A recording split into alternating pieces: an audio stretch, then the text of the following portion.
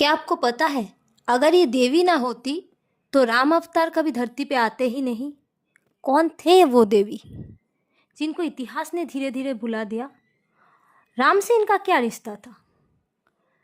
राम जन्म में उनका क्या भूमिका रहा है?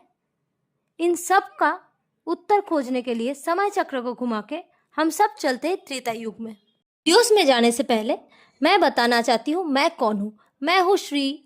इस वीडियो की वॉइस अनुरियम डिवाइन वीडियोस में आप सबका स्वागत है। आज मेरे वीडियो के माध्यम से आप जानेंगे रामायण के कुछ अलग पहलू। मैं हर हफ्ते लेके आऊँगी ऐसी ही कहानियाँ जिसमें हम लोग रोज़ नया कुछ जानेंगे। तो हम लोग रामायण की कहानी शुरू करते हैं। चलिए चलते हैं अयोध्या में, महाराज दशरथ के महल में। कहानी का शुरुआत होता है महाराज दशरथ के राजमहल से। महारानी कौशल्या और महाराज दशरथ के महल में आई एक पुत्री। ये देवी कौन है? क्या है इनका जन्म का इतिहास? महाराज दशरथ की पुत्री थी देवी शांत्या। देवी शांत्या स्वभाव से बहुत शांत, सुशील, बुद्धिमती और बहुत सुंदर थी। कुछ दिन बीते, ऐसे ही एक दिन अंगराज लोमपाद उनकी स्त्री के साथ अयोध्या में घूमने आए।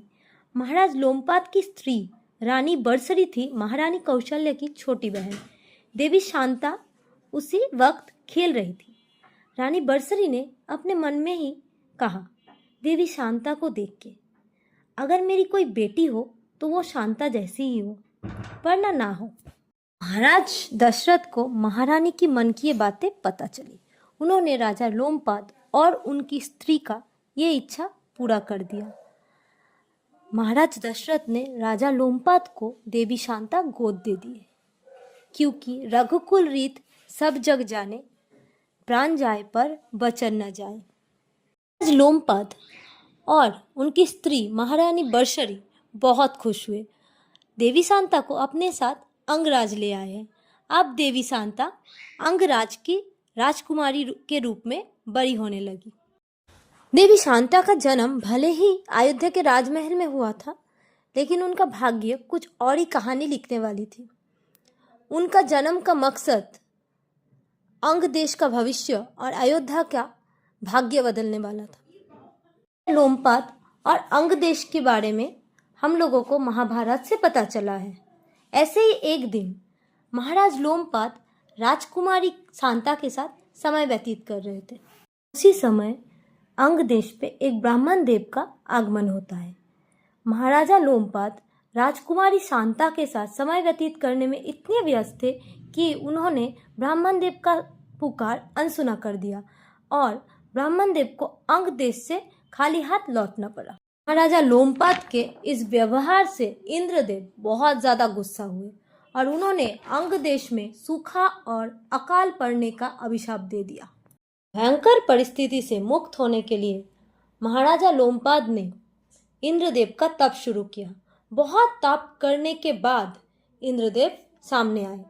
इंद्रदेव ने ऋषिसिंह मुनि के बारे में बताया। ऋषिसिंह मुनि का जन्म बहुत अलौकिक तरीके से हुआ था। कौन है ये ऋषिसिंह मुनि? ऋषिसिंह मुनि के बारे में ये मान्यता है कि उनका जन्म हुआ था तप और दिव्य घटना की वजह से। ऋषिसिंह मुनि के पिता शक्तिशाली ऋषि विवंदक थे। वो बहुत बड़े तपस्वी थे।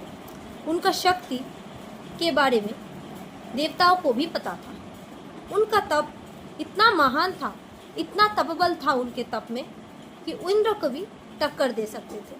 इंद्रदेव ने उनका तप भंग करने के लिए अप्सरा उर्वशी को धरती पे भेजा। उर्वशी के सुंदरता से ऋषि मोहित हो गए और उनका तप भंग हो गया और उनका तप का जो शक्ति था वो पानी में प्रवाहित हो गया।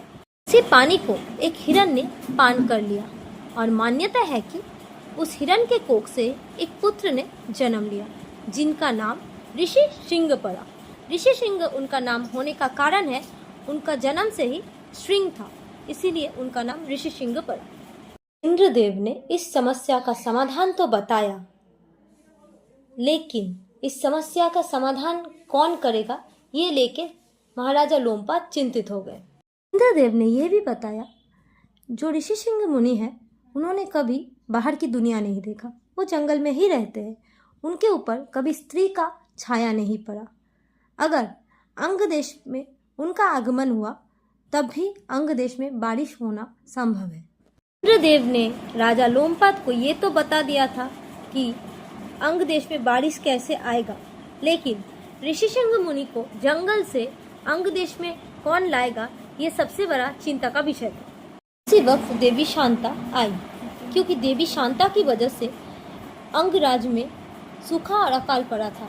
उन्होंने अपने पिताजी से कहा, पिताजी आप ऋषिशृंग मुनि को विवाह का निमंत्रण भेजिए, मैं विवाह करने के लिए तैयार हूँ। जब विवाह का निमंत्रण पाके ऋषिशृंग मुनि अंग देश आएंगे तब अंग देश पे बारिश आएगा और विवाह का एक संबंध भी घटित होगा। राजा लोमपाद ने विवाह पत्र के साथ नर्तकी और अप्सराओं को भेजा अंग देश पे ऋषिशृंग मुनि को लाने के लिए। ऋषिशृंग मुनि ने पहली बार मनुष्यों को देखा और निमंत्रण पत्र के साथ वो अंग देश में आने के लिए तैयार हो गए। ऋषिशृंग मुनि जब जंगल से निकल के अंग देश की तरफ आने लगे तब अंग देश पे बादल गरजे, बारिश हुए और वादे के मुताबिक देवी शांता के साथ ऋषिशृंग मुनि का विवाह कर दिया गया। शांता सिर्फ गुणी नहीं थी, वो बहुत बुद्धिमान भी थी। उनकी ही बुद्धिमता की वजह से ऋषिशृंग मुनि जंगल के जीवन से विवाह के बंधन में बंध गए और उनकी बुद्धिमता की वजह से एक नया युग का आगमन हुआ। शांता अपने परिवार और कुल के लिए त्याग स्वीकार किया। देवी शांता कोई साधारण स्त्री नहीं थी, उनका जन्म एक दिव्य घटना था। श्री विष्णु अवतार को धरती पे अवतरित होने के लिए जो पहली कड़ी और साक्षी थी वो थी शांता देवी। इसके बारे में हम लोग पार्ट 2 में जानेंगे। वाल्मीकि रामायण में लक्ष्मण रेखा, अहल्या और सबरी का उल्लेख नहीं मिलता है। ऐसे ही देवी शांता का उल्लेख वाल्मीकि रामायण में नहीं है, लेकिन बहुत सारे पहलुओं से हम लोगों को रामायण का बहुत सारा खंड का पता चलता है। माइथोलॉजिस्ट, ऑथर, स्पीकर देवदत्त पट्टनायक की पब्लिश देवलोक से हम लोगों को सबसे पहले पता चलता है the elder sister of Rama, April 7, 2013। Bhagavata Purana में शांता देवी का उल्लेख है। ओडिया रामायण जिसमें कहीं कहीं मान्यता है देवी शांता का। तेलुगु फोक सॉन्ग में भी हम लोगों को शांता देवी का उल्लेख मिलता है। हिमाचल प्रदेश की कुल्लू जिले में ऋषिशृंग मुनि का मंदिर है, वहीं से कुछ दूर देवी शांता की भी मंदिर है। आपको मेरे वीडियोस और कहानी अच्छे लगे तो आप मुझे सपोर्ट कीजिए, सब्सक्राइब कीजिए, फॉलो कीजिए और बेल आइकन दबा दीजिए ऐसी नई नई कहानी सुनने के लिए।